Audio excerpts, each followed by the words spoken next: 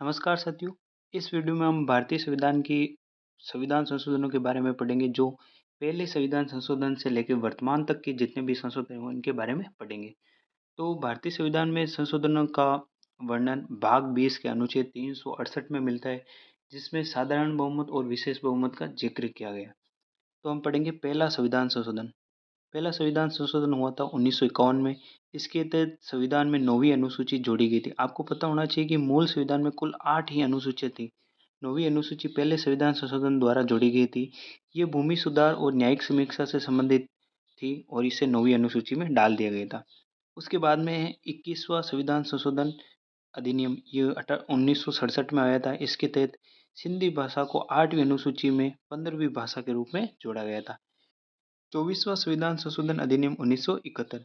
इसके तहत संसद को अधिकार दिया गया था कि संविधान के किसी भी भाग यानी वो मूल अधिकार में भी संशोधन कर सकती थी और राष्ट्रपति संविधान संशोधन विधेयक को मंजूरी देने के लिए बाध्य रहेगा। फिर आया था 35वां संविधान संशोधन अधिनियम। ये 1974 में आया था। इसके तहत सिक्किम को सहयोगी राज्य बनाया गया था।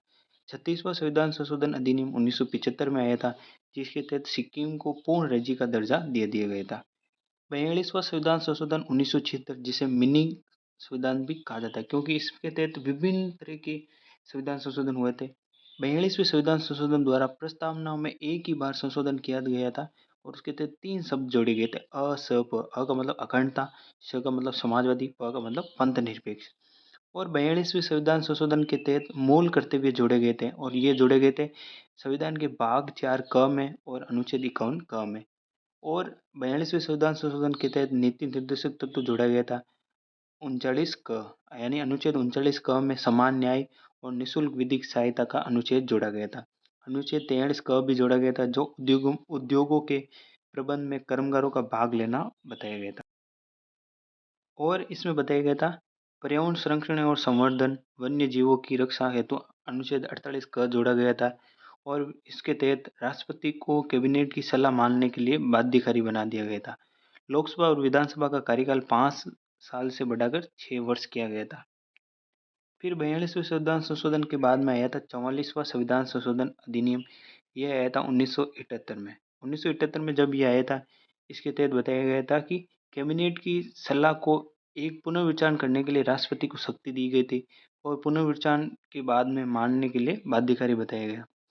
और इसमें लोकसभा और विधानसभा का कार्यकाल पुनः 6 वर्ष से कम करके 5 वर्ष कर दिया गया था। और राष्ट्रीय आपातकाल के संबंध में जो आंतरिक अशांति का शब्द था उसको हटा के सशस्त्र विद्रोह जोड़ा गया था।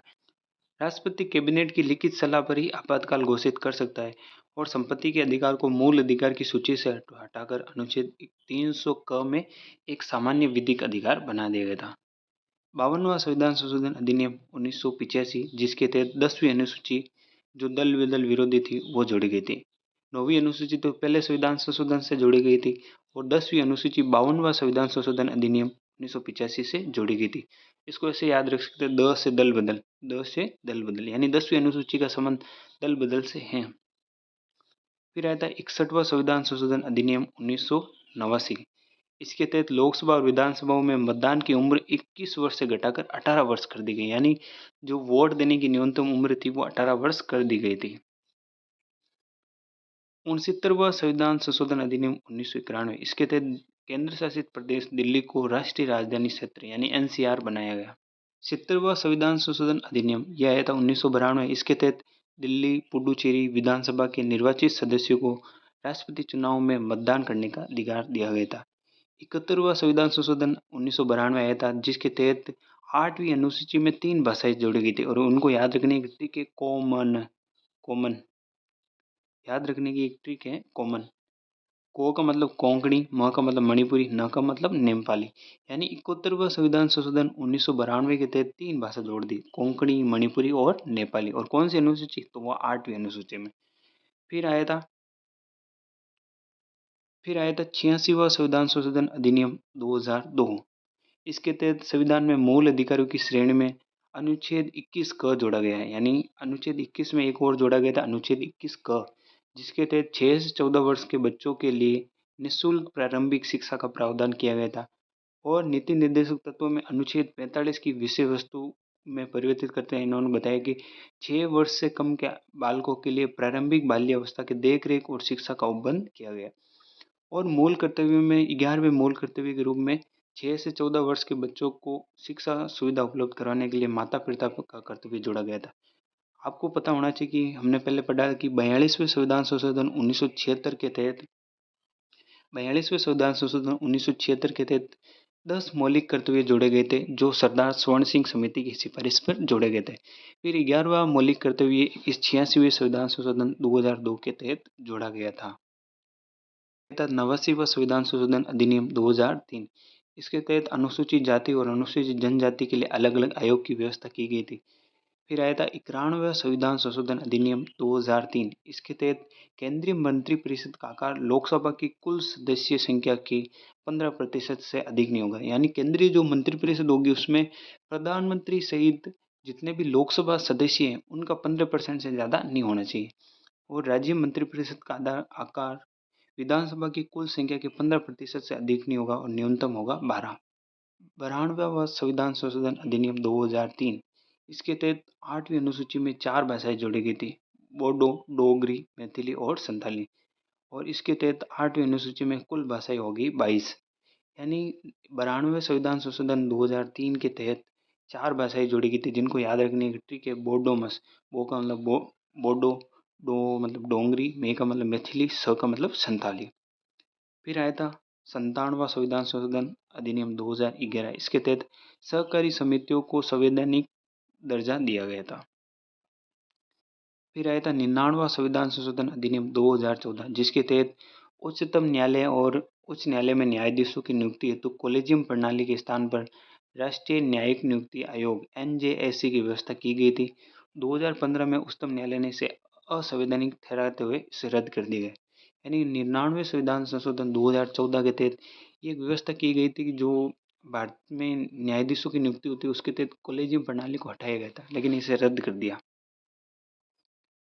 100वां संविधान संशोधन अधिनियम 2015 से संबंधित है। ये भारत और बांग्लादेश के मध्य भूमि के टुकड़ों को हस्तांतरण से संबंधित है। फिर 101वां संविधान संशोधन अधिनियम आया था 2016। ये अप्रत्यक्ष करों के स्थान पर देश में एक कर प्रणाली यानी GST, goods and service tax की शुरुआत यानी वस्तु और सेवा कर की शुरुआत की गई थी। 102वां संशोधन अधिनियम 2018 में आया था, जिसके तहत राष्ट्रीय पिछड़ा वर्ग को संवैधानिक मान्यता दी गई थी।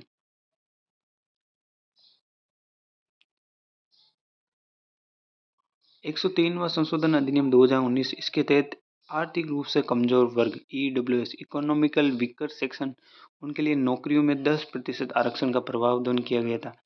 104वां संविधान संशोधन अधिनियम 2019 में आया था, जिसके तहत लोकसभा और राज्य विधानसभा में अनुसूचित जातियों एवं जनजातियों की सीटों का आरक्षण को 10 वर्षों तक बढ़ा दिया, यानी 2030 तक बढ़ा दिया आरक्षण।